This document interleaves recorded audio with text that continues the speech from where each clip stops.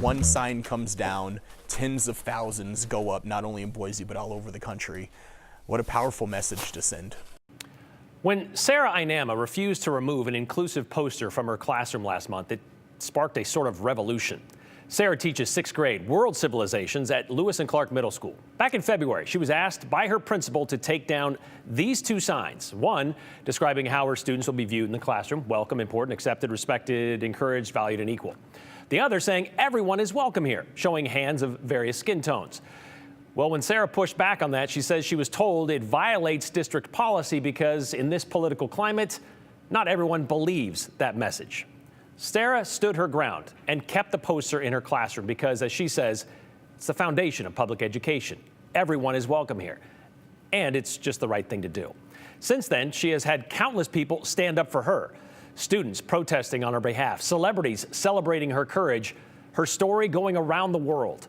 Well, nowhere is the solidarity for Sarah and her message more evident than at a small family-owned T-shirt shop in East Boise. It's Thursday. Yes, sir.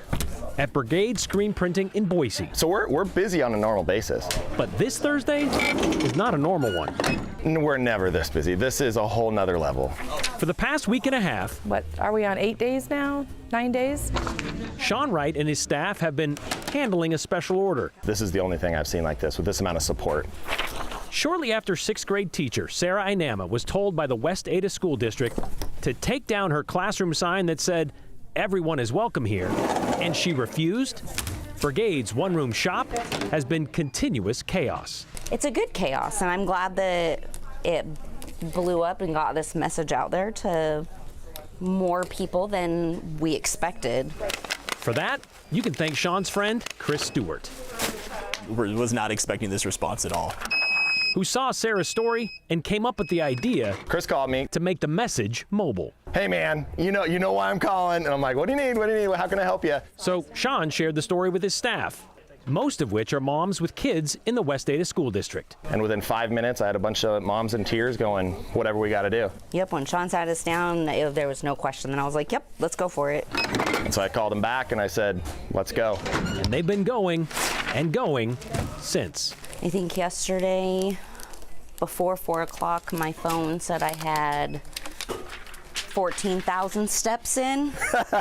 Sean says most days this is a 7 to 5 gig. And with what's going on right now, I mean, we've been here 4 a.m. till 10 p.m., 11 p.m. each night trying to keep up with all this. To keep up with all of this, they've also had to rely on help. I am a volunteer. Doreen Gardner saw Sarah's story too, It was quite moving and just didn't make any sense to me, and that's not the Idaho I know. which is why she felt the need to be part of it. If this is a small part of what we can do to help and make a change and make things better, I'm all for it.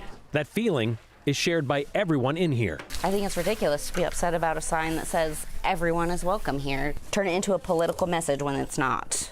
You know, I just think it's awesome that Sarah made a point to make a point to these kids that they are welcome here and that everyone is welcome in the state, in the schools, in the public. Which is why it's worth it for them to put in a little extra time. It's the right thing to do, 100%.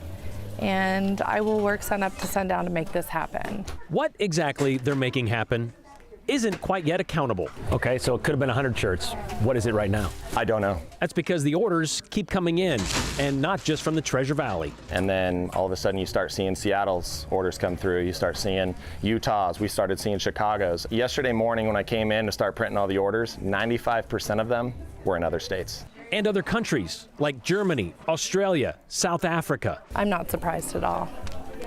No, this hits home. This hits home with everybody. So Brigade keeps printing with the goal of 10,000 shirts in time for school to start again Monday.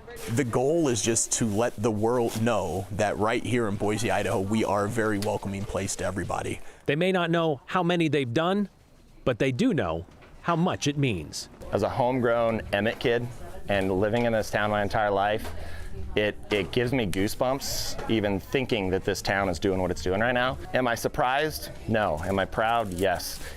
Where this is going to go is going to change not just this city, not just this district, not just this state.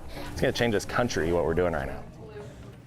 Think big, start small. Chris's idea is for anyone who orders a shirt to wear it on Monday the 24th and post a pic on social media with the hashtags Everyone is welcome, inclusive Idaho or West Ada schools. Students, teachers, parents, grandparents, whomever.